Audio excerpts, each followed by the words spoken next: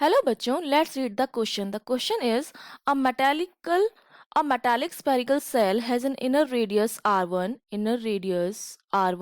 and outer radius r2. Okay, a charge q is placed at the center of the spherical cavity. Charge q is placed at the center of the spherical cavity.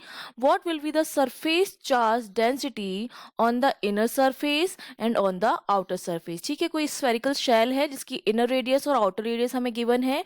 उसके बाद हमने क्या किया, किसी charge q को place किया उसके center पे.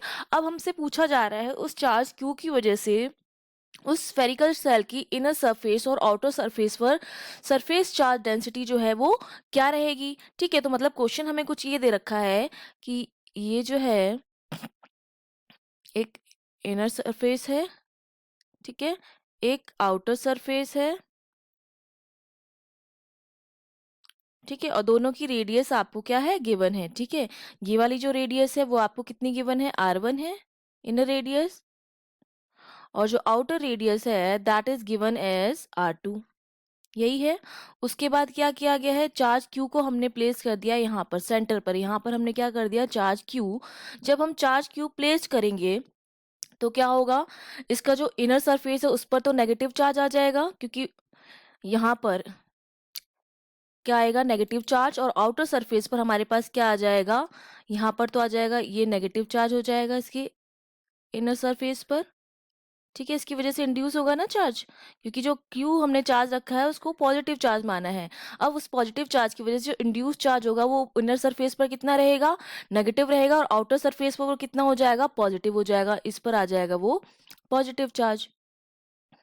ठीक है, अब हमें बतानी है कि इनर सरफेस और आउटर सरफेस पर सरफेस चार्ज डेंसिटी जो है वो कितनी रहेगी. ठीक है, अब आपको पता होना चाहिए कि जो सरफेस चार्ज डेंसिटी होती है that is given by sigma, वो किस तरह से दी जाती है वो आपको पता होना चाहिए. ठीक है, तो सरफेस चार्ज पहले हम निकालेंगे इनर सरफेस पे, मतलब फर्स्ट पार्ट निकालेंगे, surface surface charge density density on inner surface. ठीक है, पहला पार्ट हम कर रहे हैं इनर सरफेस. अब सरफेस चार्ज डेंसिटी जो होती सरफेस सिग्मा जो होता है that is given by charge upon area. Inner surface के लिए हमने इसको नाम दे दिया सिग्मा 1. तो ये हमारा क्या हो जाएगा, चार्ज अपॉन एरिया. अब चार्ज हमें पता है कि कितना है, इनर सरफेस पे नेगेटिव में है, तो हमारा जो सिग्मा 1 आएगा वो हमारा कितना आ जाएगा, that is minus Q upon area. कितना हो जाएगा, स्फेयर का जो एरिया होता है दैट इज 4πr². तो it is 4π and radius is r1 for inner surface r1². ये तो हो गया इनर सरफेस पर.